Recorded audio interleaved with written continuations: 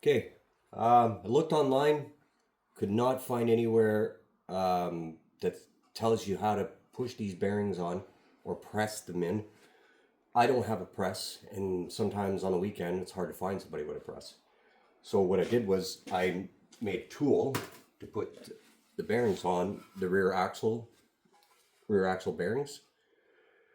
So what I did was I took the old race and I welded it to some angle iron that I bought today because I couldn't find a piece of pipe to fit properly.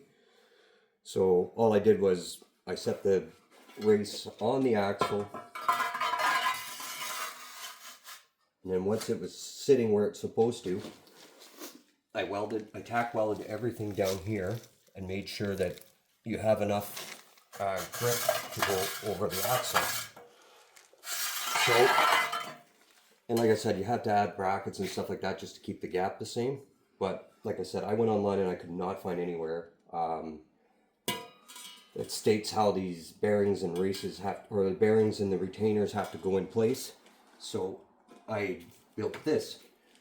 So I'm just going to show you a quick way that I do it. It's, yeah, it's a little tedious, but if you, damn thing, gotta take my gloves off.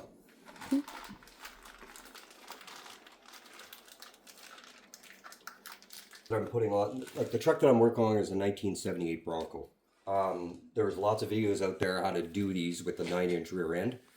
But like I said, I had a hard time. I found lots of videos on how to remove the axles, stuff like that, but none that would actually tell you how to push them on without a press. You know, a lot of guys say, oh, you need a press, blah, blah, blah. No, I don't think you do. Like I just installed this one here on the truck, and it works flawlessly. Like there's no problems whatsoever. There's no binding, no nothing. It was a very, yeah, like I said, it's a tedious process, but you'll see what I mean.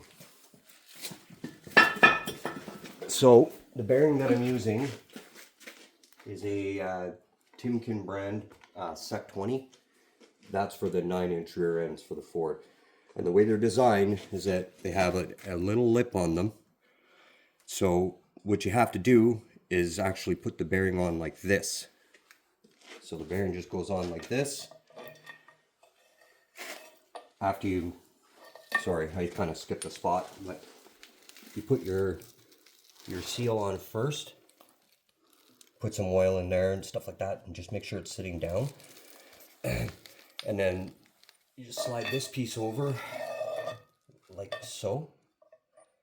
Kind of the best way to get it centered.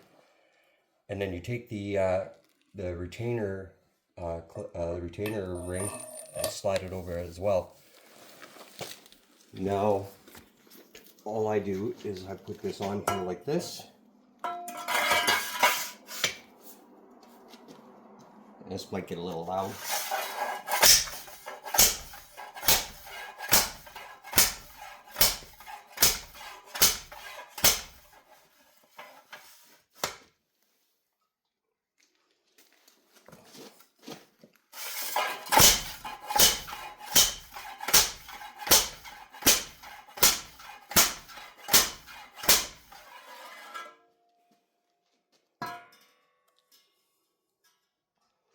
And then every once in a while, take a measurement. When you take these retainer clips off originally, all I did was I made a measurement from the top of the retainer clip to the top of the axle. And it's supposed to be 27 3/4. So right now we're just sitting just shy of 27 and a half. So as you drive it on, you just keep taking measurements. It'll go on. This is so much easier than, like I said, if you don't have a press and you're stuck. If you have a welder in your shop, it's even better because then you can make these kind of tools. So, gotta drive that on a little bit further.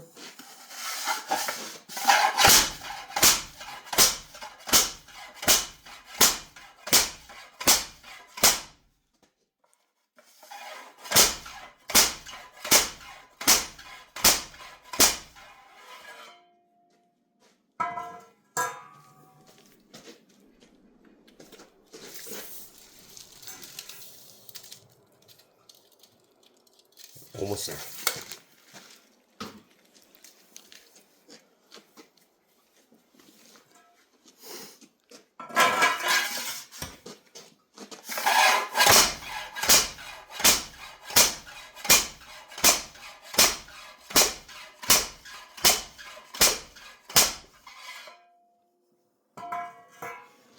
Whew.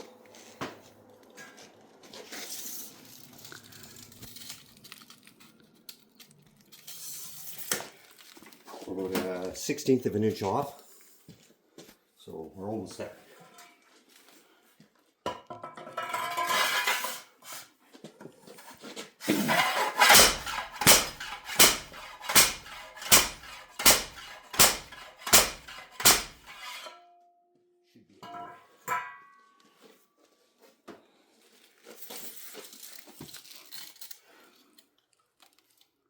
And we're there.